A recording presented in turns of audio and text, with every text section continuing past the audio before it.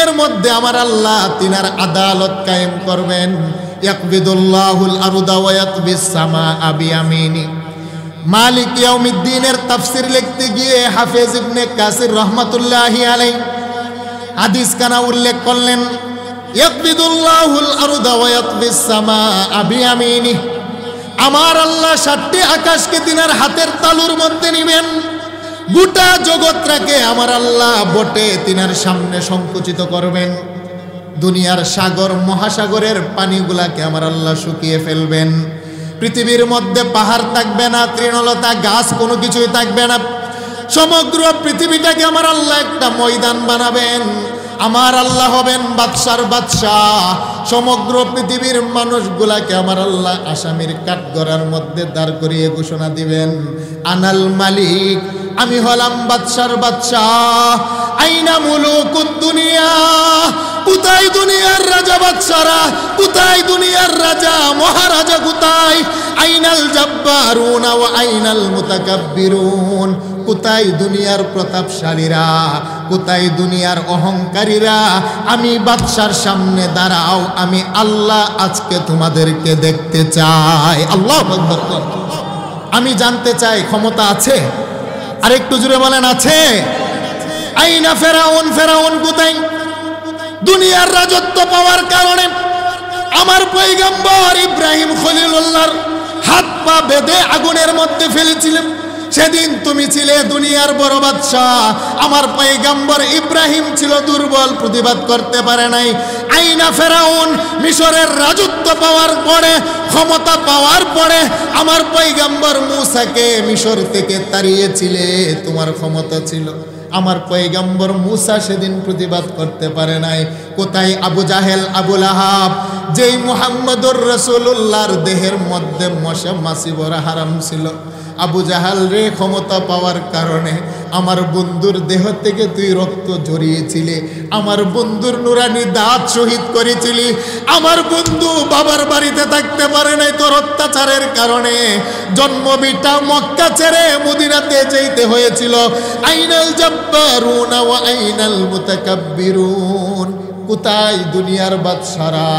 আমি আল্লাহ নামক বাদশার সামনে দাঁড়াও। আল্লাহু আকবার। বর্তমানেও যারা নিরপরাধ যুগে যুগে যে বা যারা হক্কানি রব্বানি উলামায়ে কেরামের উপরে মিথ্যা তহমত দিয়ে জেলখানার মধ্যে আবদ্ধ করে, আমার আল্লাহর সামনে দাঁড়াতে হবে, ঠিক না বে ঠিক? ক্ষমা পাবেন না। আইনাল মুতাকাব্বিরুন, দুনিয়ার কিছু মানুষের দেয়ালটাও মাটি, আমি কবরের বাম পাশের দেয়ালটাও মাটি, আমি কবরের সামনের দেয়ালটাও মাটি, আমি কবরের পিছনের দেয়ালটাও মাটি, আমি কবরের নিচের বিছানাও মাটি, আমি কবরের উপরের ছাদরাও মাটি। আনা বাইতুল ওয়াহদাতি, আমি কবর হলাম নির্জনতার ঘর। আমি কবরের ভিতরে আম্মা নাই, আব্বা নাই, বন্ধু নাই, বান্ধব নাই, দুনিয়ার নাই, নাই কেউ নাই, কেউ নাই। যদি আমার মালিকের সাথে তোমার সম্পর্কটারে মানুষ ভালো হয়, যদি নামাজ নামক বন্ধুর সাথে তোমার সম্পর্ক ভালো হয়, যেদিন তুমি মারা যাবে বড়ই পাতার গরম পানি দিয়ে তোমাকে গোসল করে, পুরুষ হলে 3 টুকরা কাপড়, নারী হলে 5 টুকরা কাপড় পরিয়ে আপন জনেরা যখন কবরের মধ্যে মাটি চাপা দিয়ে চলে যাবে, কবর বলে আমি অপেক্ষা করি আমার মালিক তোমার ব্যাপারে কি বলে। কবর বলে শুনো শুনো শুনো, আমার মালিক যদি তোমার ব্যাপারে বলে, হেরে কবর, তোমার পেটে যেই মানুষটা আসছে সে হলো আমি আল্লাহর খাঁটি গোলাম। কবর বলে আমার মালিক যদি এই বলে তোমার ব্যাপারে একটা ইশারা দেয়, তাহলে আমি কবর তোমার জন্য জান্নাতের বাগান হয়ে যায়। আল্লাহু আকবার। আমার কথা নয়, 1500 বছর পূর্বে নবী ঘোষণা দিলেন, ক্বালা রাসূলুল্লাহি সাল্লাল্লাহু আলাইহি ওয়াসাল্লাম, আল কবরু রাউযাতুম মিন রিয়াজিল জান্নাহ আও হুফরাতুম মিন হুফারিন নার। যেই মানুষটার সাথে আমার আল্লাহর সম্পর্ক আছে নামাজ রোজার মাধ্যমে, ওই মানুষের কবরটা হয়ে যায় জান্নাতের বাগান। মানুষকে যখন দাফন করে চলে আসে, নামাজ নামক বন্ধু কবরের ডান পাশে দাঁড়িয়ে যায়। নামাজ নামক বন্ধু কবরের ডান পাশে এসে বান্দাকে সাহায্য করার জন্য দাঁড়িয়ে যায়।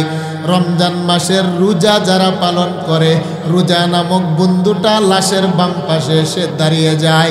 যারা কোরআন তেলাওয়াত করে, কোরআনের মাদ্রাসাকে যারা মহব্বত করে, টাকা দিয়ে, পয়সা দিয়ে, বুদ্ধি দিয়ে, পরামর্শ দিয়ে, কোরআন নামক বন্ধুটা মাতার পাশে এসে দাঁড়িয়ে যায়। যারা আম্মা আব্বার সেবা করে, আম্মা আব্বার সেবা নামক বন্ধুটা ওই কবরের লাশটার পায়ের পাশে এসে দাঁড়িয়ে যায়। কবর বলে, আমি আর নির্জনতার ঘর থাকি না, আমার গোলাম তুমি যে আমার পেটে এসেছো, দুনিয়ার মধ্যে যে আমার আল্লাহর ইবাদত বন্দিগি গুলার রেখে এসেছো, সেইগুলা চতুর্দিকে তোমার বন্ধু হিসাবে পাহারাদার হয়ে যায়। আল্লাহু আকবার কোন। আনা বাইতুদ্দুদ। কবর বলে, জগতের মানুষ, আমি হলাম একটা পোকামাকড়ের ঘর। তোমার আপনজনেরা তোমাকে যখন দাফন করে চলে যায় রে মানুষ, 7 দিনের দিন তোমার 2 নয়নের মধ্যে 2টা পোকা ধরে।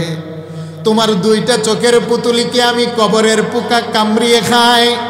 14 দিনের দিন তোমার নারী বুড়ি কলিজাগুলো পচে পায়খানার রাস্তা দিয়ে বের হয়। তোমার গোশতের রেজার ভিতরে পোকা মাকড় তৈরি হয়। 21 দিনের দিন মানুষের দেহের চুল এবং দাড়ি মাথার চুলগুলা খসে মাটিতে পড়ে যায়। 33 দিনের দিন মানুষের হাড্ডি থেকে গোশতটা আলাগ হয়ে যায়। 2 মাসের ভিতরে হাড্ডির ভিতরে মগজার ভিতরে কিরামাকড় আরম্ভ হয়। কবর বলে, আনা বাইতুদ্দুদ, আমি কবরের পোকামাকড়। তোমার চামড়া খাবে রে মানুষ, তোমার গোশত খাবে, তোমার হাড্ডি খাবে, তোমার কোনো অস্তিত্ব আমি কবরের পোকামাকড় ছাড় দিবে না। कैसे कैसे खूबसूरत रानिया शाहजादिया, तन बदन सब गल गई है, शक्ल सूरत क्या हुई। হে আমার ঠাকুর গায়ের বন্ধু, তোমার চাইতো বড় সুন্দর দণ্ডাট্য ছিল জগতের রাজা মহারাজাদের ছেলে, যাদের চেহারা ছিল পূর্ণিমার চাঁদের মতো সুন্দর। স্বর্ণের চামচ দিয়ে যারা খাবার খেত, গোলাপ জলের পানি দিয়ে যারা সকাল সন্ধ্যা গোসল করত রে যুবক বন্ধু, যাও না তার কবরের পাশে, কবরের মাটি কিন্তু কাউকে ছাড়ে নাই। আল্লাহু আকবার কোন। আপন জনেরা যখন কবরের মধ্যে রেখে চলে আসে, মালাকানে আসওয়াদানে আজরাকান, নীল চক্ষুওয়ালা 2 জন নূরের ফেরেশতা কবরের ভিতরে এসে বসান। বসিয়ে প্রশ্ন করে, মান রব্বুক, তোমার রবকে, রব চিনুনি, রবের সাথে তোমার কোনো সম্পর্ক আছে কিনা?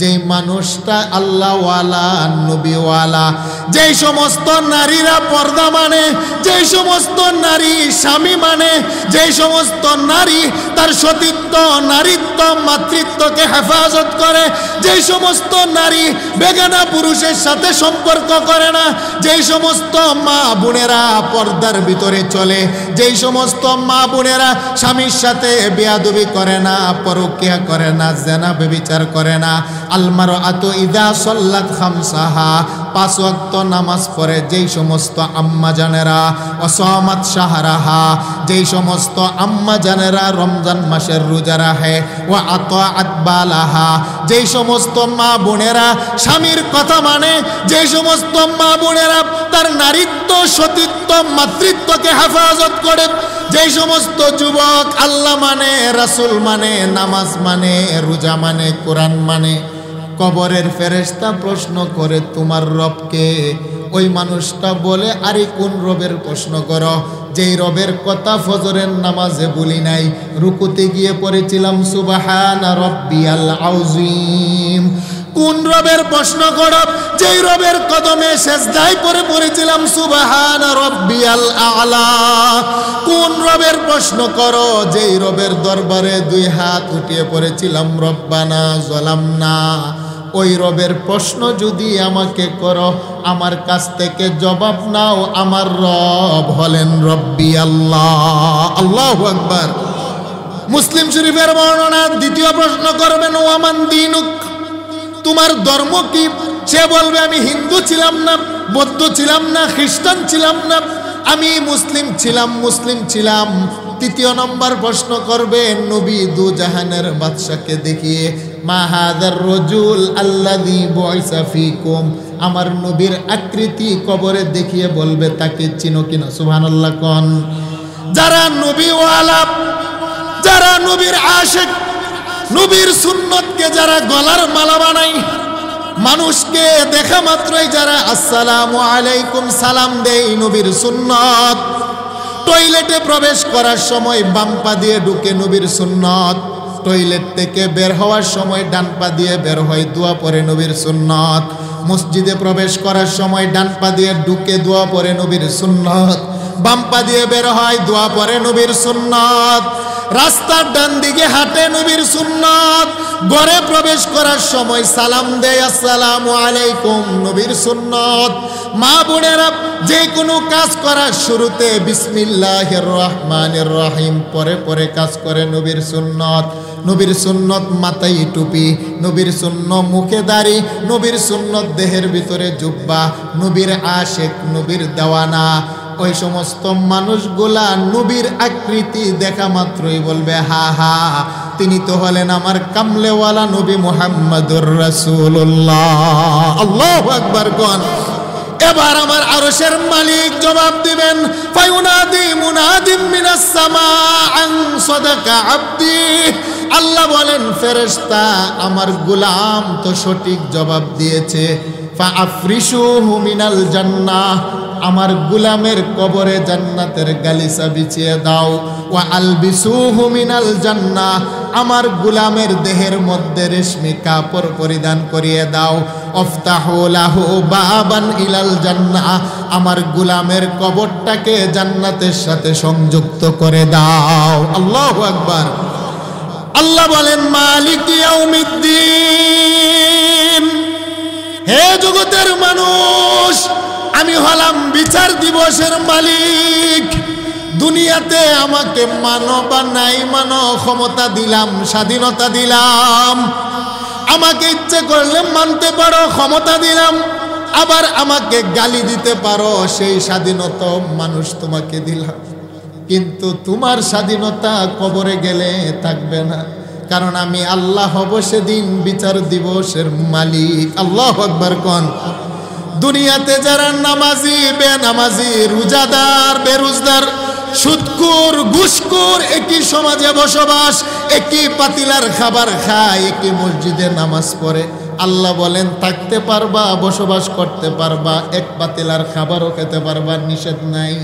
কিন্তু মরণের পরে নামাজি থেকে বেনামাজি আলাদা, সুদখোর থেকে ঘুষখোর আলাদা, সুদখোর ঘুষখোর থেকে ভালো মানুষগুলা আলাদা, রোজাদার থেকে বেরোজদারগুলাকে আলাদা। অমতাজুল ইয়াউমা আইয়ুহাল মুজরিমুন, আল্লাহ বলবেন ভালো মানুষগুলা ডান পাশে দাঁড়াও, মন্দ মানুষগুলা বাম পাশে দাঁড়াও। যারা ডান পাশে হবে তাদের ইমাম হবে মুহাম্মাদুর রাসূল, যারা বাম পাশে দাঁড় করাবেন তাদের ইমাম হবে আবু জাহেল, আবু লাহাব। কথাটা কার? আরেকটু জুড়ে বলেন, কথাটা কার? ফারিকুম ফিল জান্নাতি ওয়া ফারিকুম ফিস সাঈর। আমার আল্লাহ একটা কাতার করবেন ডানপন্থী জান্নাতি, আরেকটা কাতার করবেন আমার আল্লাহ বামপন্থী, তারা হবে জাহান্নামী। আমার আল্লাহ 8 জন ফেরেশতার কাদের মধ্যে তিনার কুরসিটা উঠাবেন। সুবহানাল্লাহ কোন।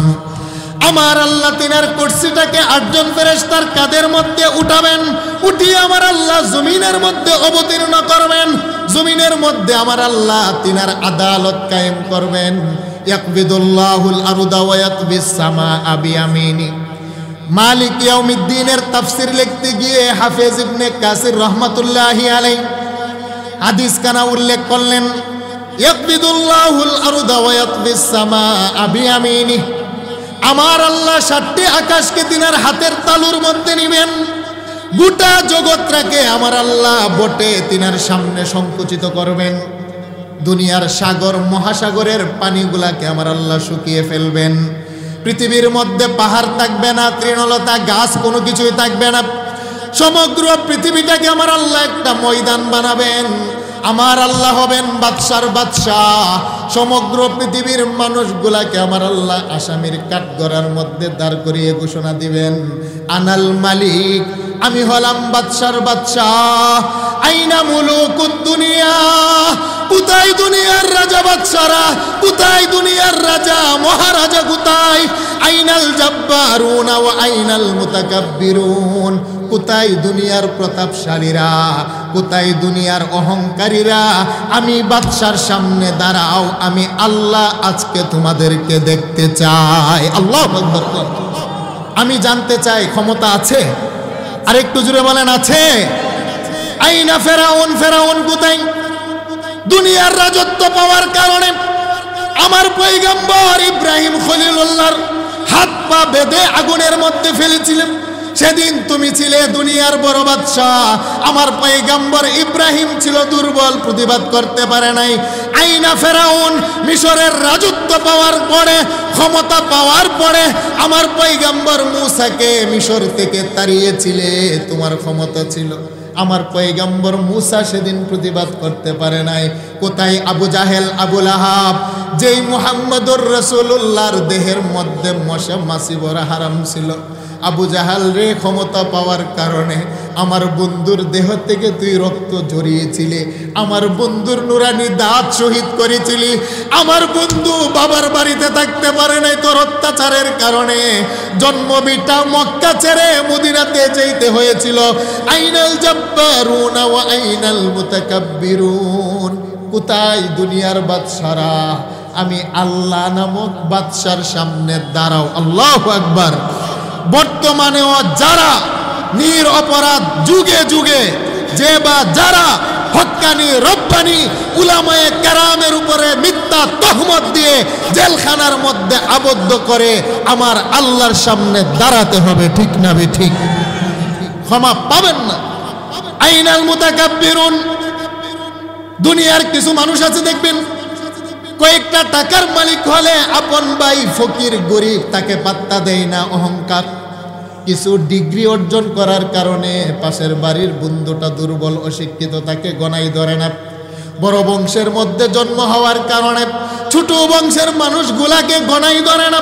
চেহারা চামড়া সুন্দর হওয়ার কারণে সমাজের কালো মানুষগুলাকে পাশে বসতে দেয় না। এরকম মানুষ আছে না নাই? আরেকটু জোরে বলেন, আছে না নাই?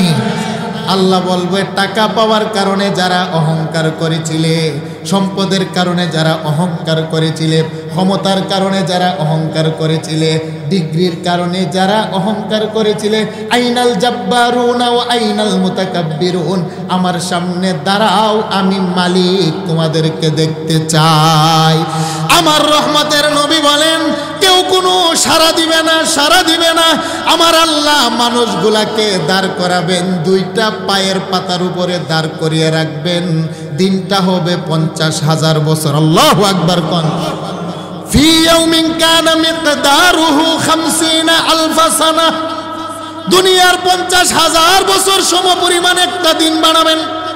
আমার আল্লাহ, তিনি হবেন বাদশার বাদশাহ, মালিক ইয়াউমিদ্দিন। তিনি তিনার বিচারের কুরসির মধ্যে আমার আল্লাহ বসবেন। কোটি কোটি মানুষগুলাকে পায়ের পাতার উপরে আমার আল্লাহ দাঁড় করাবেন। মুসলিম শরীফ তিরমিজির বর্ণনা।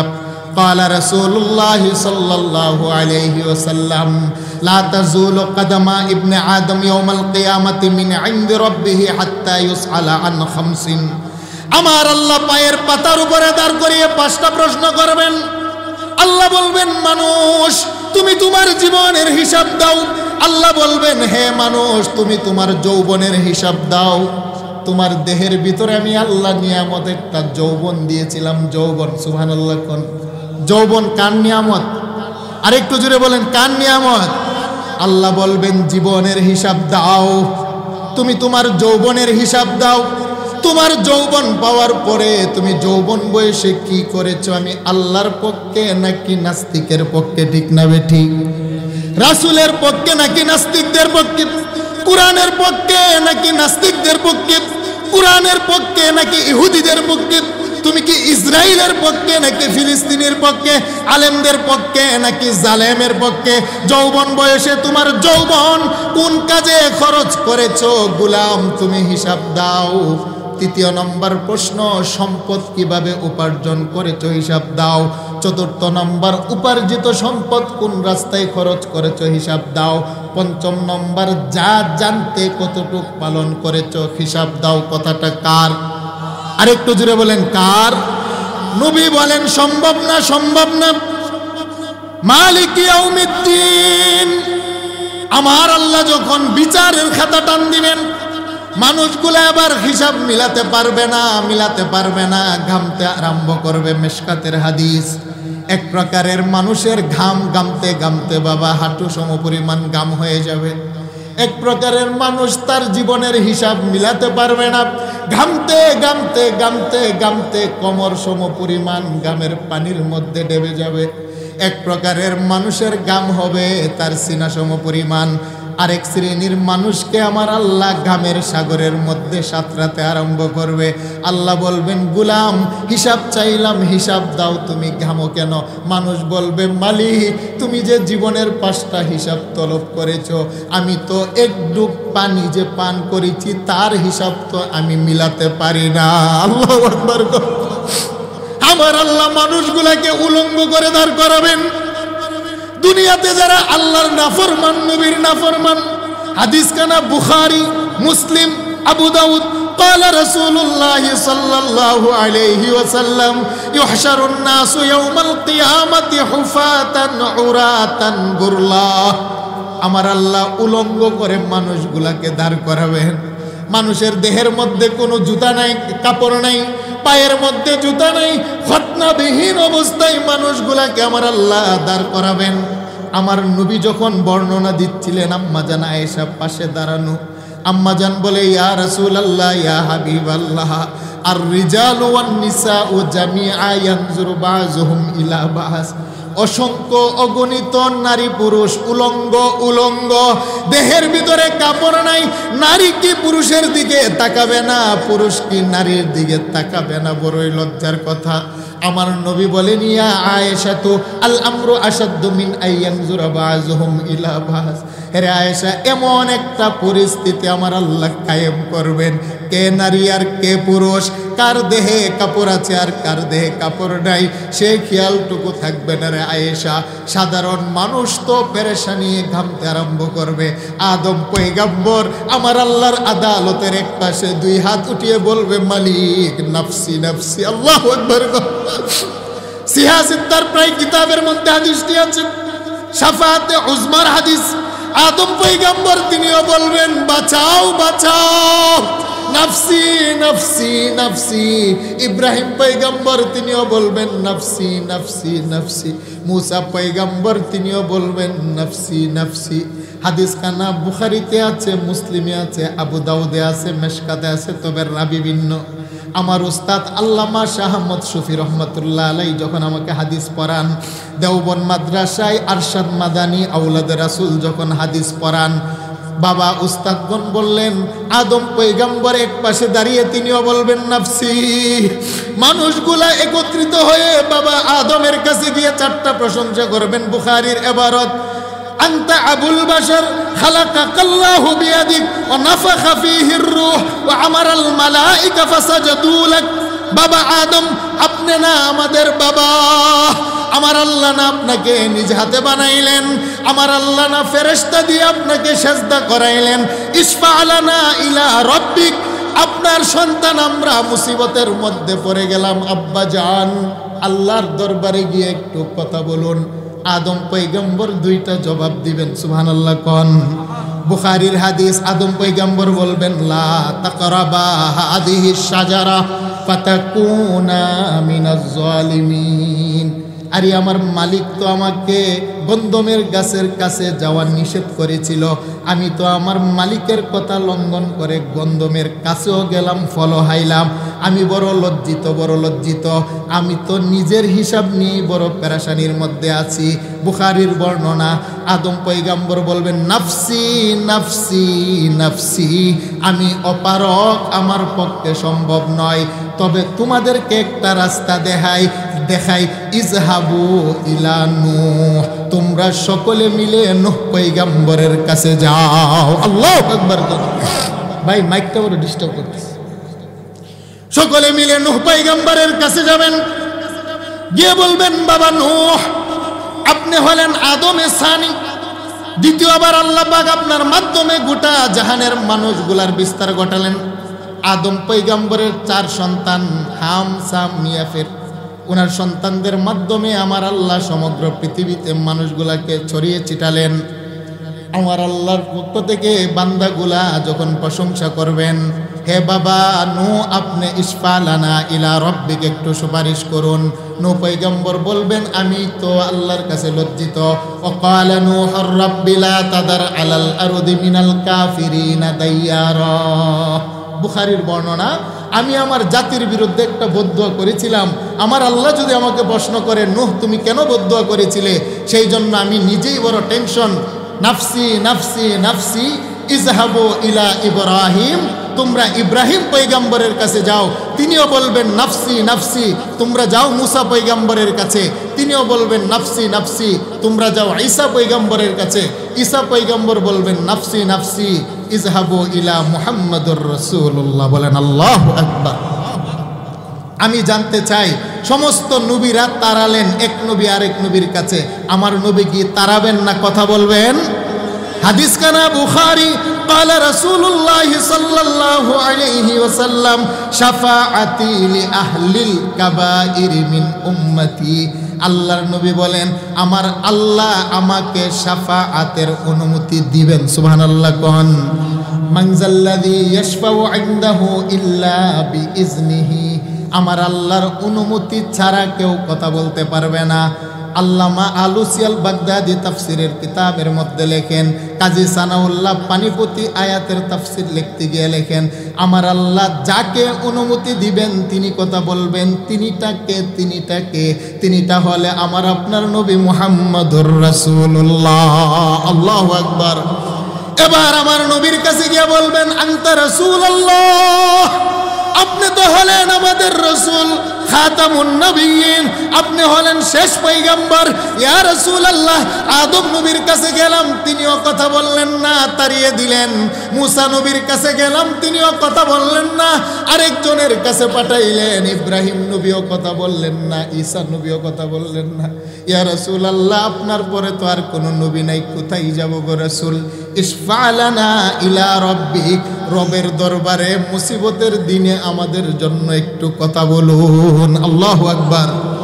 কিতাবুত তাফসির বুখারী শরীফ জিলদে সানি। আমার রাসূল এবার সেজদার মধ্যে পড়ে যাবেন, মাকামে মাহমুদ সেজদার মধ্যে পড়ে এই পরিমাণ আমার আল্লাহর প্রশংসা করবেন, আমার আল্লাহ নবীর প্রশংসা পেয়ে খুশি হয়ে যাবেন। সুবহানাল্লাহ কোন। এবার আমার আল্লাহ, মুহাম্মদ ইরফা আর রাসাক সাল তুতা ওয়াশফা তুশাফা, হে বন্ধু আজকে কান্নার দিন নয়, কাঁদবেন না।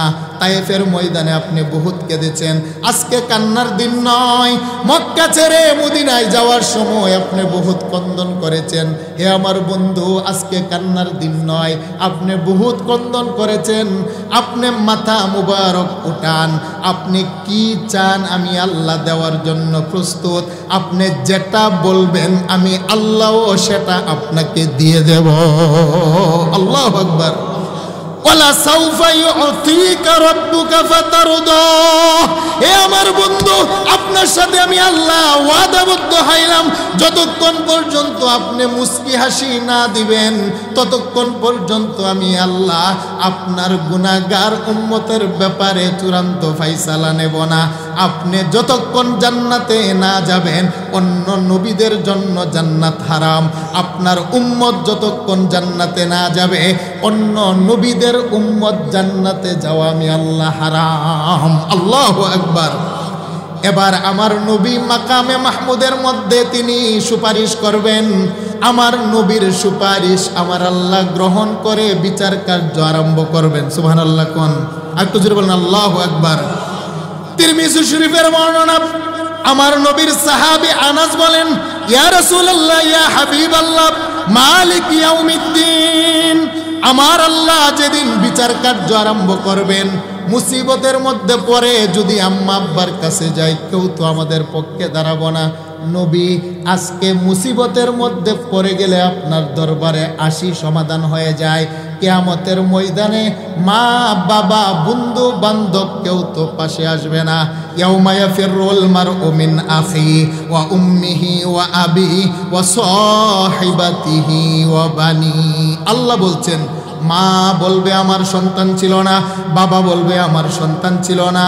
ওয়া সাহিবাতিহি ওয়া আখি, নিজের স্ত্রী বলবে আমার স্বামী ছিল না।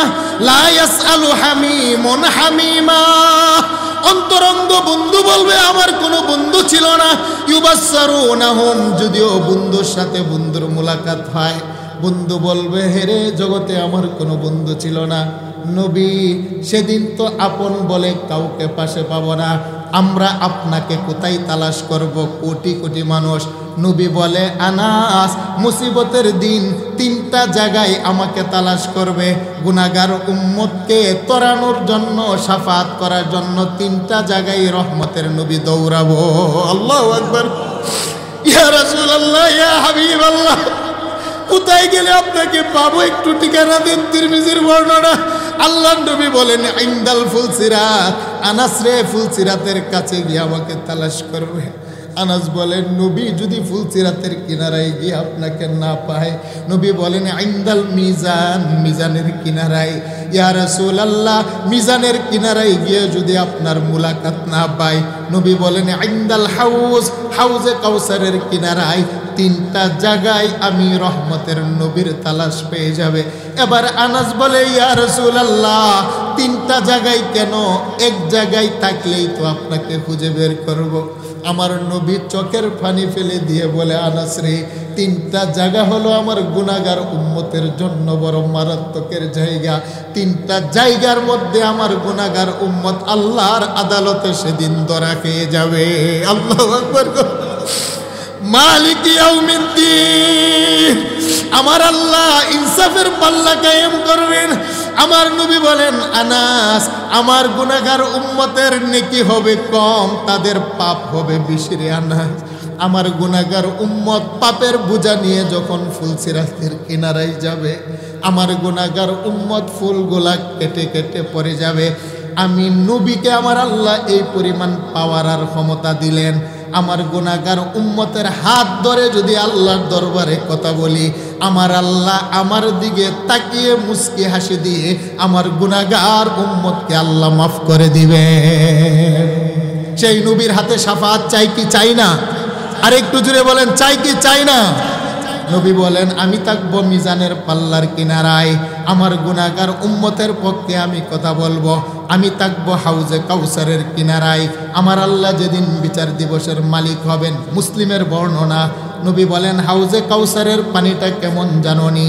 মা উহু আসাদ্দু বায়াযাম মিনাল লাবান, হাউজে কাউসারের পানি হবে দুধের চাইতো সাদা। ও আহলা মিনাল আসাল, হাউজে কাউসারের পানির মিষ্ট হবে মধুর চাইতো বেশি। ও রিহুহু আতিয়াবু মিনাল মিস্ক, হাউজে কাউসারের পানির গ্রান হবে মেশক আম্বরের চাইতো বেশি।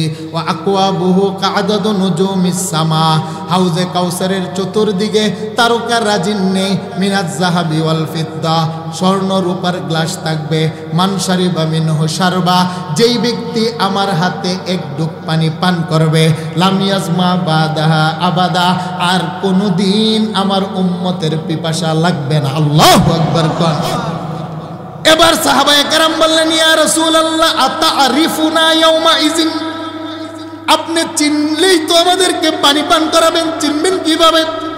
কোটি কোটি মানুষ, আমরা যে আপনার উম্মত, চিনলেই তো পানি পান করাবেন, চিনবেন বা কিভাবে আমরা যে আপনার উম্মত? এবার আমার নবী জবাব দেন তারিদুনা আলাইয়া গুররাম মুহাজ্জালিনা মিন আসারিল উযু। সুবহানাল্লাহ। কোন আমার উম্মত ফজরের সময় 4 ফরজে উযু বানায়। প্রথমে চেহারা ধৌত করে, তারপরে হাতের কনি সহ ধৌত করে, তারপরে মাথা মাসে করে, তারপরে পায়ের টাকনো ধৌত করে। দৈনিক 5 বার নামাজের আগে 5 বার 4 ফরজে উযু বানায়। আমার উম্মতের 4টা উযুর অঙ্গ আকাশের পূর্ণিমার চাঁদের চাইতো সেদিন বড় সুন্দর হয়ে যাবে, চমকাবে। আমি দেখে দেখে চিনি ফেলবো এটাই হলো আমি মুহাম্মদের উম্মত, আর তাদেরকে ধরে এনে হাউজে কাউসারের পানি পান করিয়ে দেব। আল্লাহু আকবার। তাহলে আমি জানতে চাই উযু কেন করে? ফুটবল খেলার জন্যে?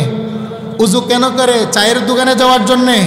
উজু করে নামাজের জন্য, ঠিক না বেঠি? তাহলে বোঝা গেল নামাজি যারা হাউজে কাউসারের পানি পাবে তারা, আর নামাজ পড়তে হলে যেহেতু উজু লাগে, উজু করে কারা? নামাজি যারা। আর নামাজি যারা হাউজে কাউসারের পানি পাবে তারা। কথাটা কার? আল্লাহ এবং রাসূলের। আল্লাহ বলেন মালিক ইয়াউমিদ্দিন, সেই কঠিন দিনের বিচারের মালিক হলাম একমাত্র আমি আল্লাহ। বাঁচার কোনো উপায় আছে? হ্যাঁ, আমার আল্লাহ এবার তিনার কুরসির মধ্যে বসে আমার আল্লাহ 4টা সাক্ষীকে ডাকবেন এবং মিজানের তারাজু আমার আল্লাহ সামনে আনবেন। 1 নম্বরে সাক্ষী জমিনের মাটি, 2 নম্বর হলো 2 কাঁধের ফেরেশতা, 3 নম্বর হলো আমলনামা, 4র্থ নম্বর হলো অঙ্গ প্রত্যঙ্গ। 4টা সাক্ষ্য নেওয়ার পরে আমার আল্লাহ যার আমলনামা হালকা হবে বাম হাতে দিবেন, যার আমলনামা ভারী হবে ডান হাতে দিবেন। সম্মানিত হাজিরিন, এটার তাফসির করতে গেলে লম্বা চূড়া সময়ের দরকার। যেহেতু কালেকশন করেছি, এখানে বিশাল একটা সময় গিয়েছে, মাদ্রাসার জন্য কালেকশন করতে হয়, আয়াতের তাফসির অনেক গভীর বিষয়, সেই জন্য বাবারা সময় যেহেতু নাই, কর্তৃপক্ষ দিয়েছেন অনেক রাত্র হয়েছে, দোয়া করতে হবে। আল্লাহ সুবহানাহু ওয়া তাআলা, মোট কথা হলো এটা, আমরা কার গোলাম? আরেকটু জোরে বলেন, কার গোলাম? তাহলে আমাদের সম্পর্ক রাখতে হবে কার সাথে? আল্লাহ এবং রাসূলের সাথে। নামাজের মাধ্যমে, তেলাওয়াতের মাধ্যমে, মাদ্রাসার মাধ্যমে, দান খৈরাতের মাধ্যমে, সামনে রমজানের রোজা আসতেছে, রোজার মাধ্যমে, মা বোনেরা যারা আছেন পর্দার মাধ্যমে, স্বামী শ্বশুরের সেবা যত্নের মাধ্যমে, সতীত্ব, নারীত্ব, মাতৃত্বকে হেফাজতের মাধ্যমে, এইভাবে যদি আল্লাহ এবং রাসূলের সাথে সম্পর্ক রাখতে পারি, হাসরের ময়দানে গুনাহ নিয়েও যদি আমরা দাঁড়াই, মদিনা কামলেওয়ালা শাফাআত করে আমাদেরকে জান্নাতে পৌঁছে দিবেন। বলেন সুবহানাল্লাহ। আল্লাহ সুবহানাহু ওয়া তাআলা আমাদেরকে বিষয়গুলো বুঝবার, মানবার তৌফিক দান করুন। এই যে মাদ্রাসার উদ্যোগে মাহফিল, মাদ্রাসার সাথে ছাত্র দিয়ে, বুদ্ধি দিয়ে, পরামর্শ দিয়ে, অর্থ দিয়ে, শ্রম দিয়ে সম্পর্ক রাখবেন তো ইনশাআল্লাহ?